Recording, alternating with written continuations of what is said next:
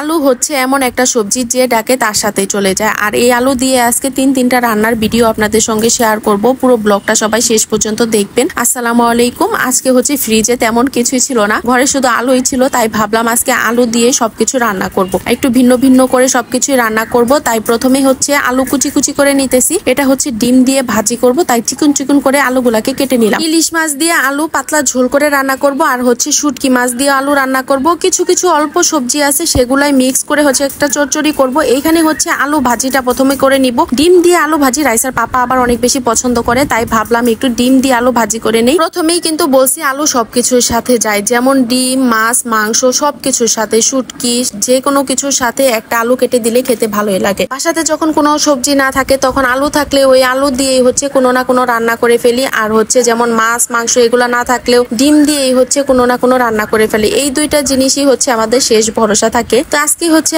আলু আর ডিম একসাথে ভাজি করে নিলাম। এই আলু আর ডিমটা ভাজি করা হয়ে গেছে। এদিকে হচ্ছে ইলিশ মাছের তরকারিটা রান্না করে নিব। তার জন্য মাছটাকে কিন্তু আগে থেকে হালকা করে ভেজে নিছি। কিছুটা পরিমাণ পেঁয়াজ ভেজে অল্প অল্প করে মশলা দিয়ে দিলাম।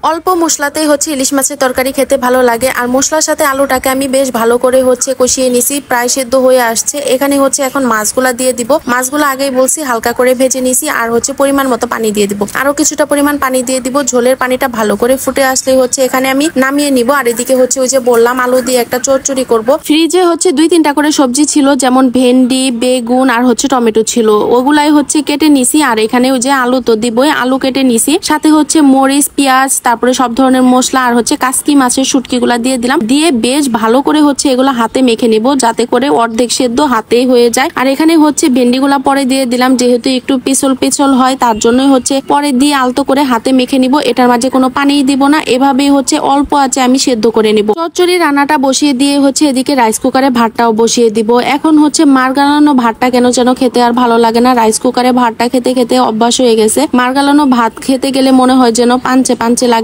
আর তার জন্য হচ্ছে রাইস কুকারে ভাতটায় বসাই দিতেছি, কখন আবার কারেন্ট চলে যাবে তারও ঠিক থাকবে না। তো এদিকে ভাতটা রান্না হতে থাক, আর এদিকে চচ্চড়িটা আমি হচ্ছে একটু পরপর নাড়াচাড়া করে নিতেছিলাম। যেহেতু চচ্চড়িটার মাঝে আমি কোনো প্রকার পানি দেই নাই, তার জন্য একটু পরপর নাড়াচাড়া না করলে নিচ দিয়ে পুড়ে যাবে। আর এই চচ্চড়িটা আমার কাছে অনেক বেশি ভালো লাগে। এই চচ্চড়িটা এদিকে রান্না বান্না শেষ হয়ে গেছে। আর আমার বুড়িটা সন্ধ্যার দিকে দেখি আমার ওড়না নিয়ে হচ্ছে একা একাই কাপড় পরার চেষ্টা করতেছিল। আমি হচ্ছে কাপড় খুব একটা ভালো করে পরাইতেও পারি না, আর নিজেও হচ্ছে পরতে পারি না। কাপড় পরার মাঝে আমার তেমন কোনো আগ্রহ নাই। রান্না বান্নার মাঝে যতটা আগ্রহ, কাপড় পরার মাঝে একদমই আগ্রহ নাই। বেশিরভাগ মানুষের মুখে একটা কথা শুনি, শাড়িতেই নারী, কিন্তু এই শাড়ি নিয়ে আমার কেন যেন একদমই আগ্রহ নাই। যেহেতু পরতে পারি না তার জন্য আগ্রহটা নাই। আর এদিকে আমার ওনা দিয়েই হচ্ছে রাইসা বুড়িকে শাড়ি পরাই দিছি কোনোভাবে প্যাচ দিয়ে। এইটুকুতেই হচ্ছে আমার পরিটা অনেক বেশি খুশি হয়ে গেছে। মাম্মিকে অনেক বেশি আদর করতেছিল, আর এই খুশিটা দেখার জন্যই মনে হয় সারাক্ষণ অপেক্ষায় থাকি। আমার রান্না করা আলুর তরকারি গুলা কেমন লাগলো অবশ্যই কিন্তু জানাবেন। আমার কাছে কিন্তু প্রতিটা তরকারি অনেক বেশি ভালো লাগছে। ইলিশ মাছের তরকারি,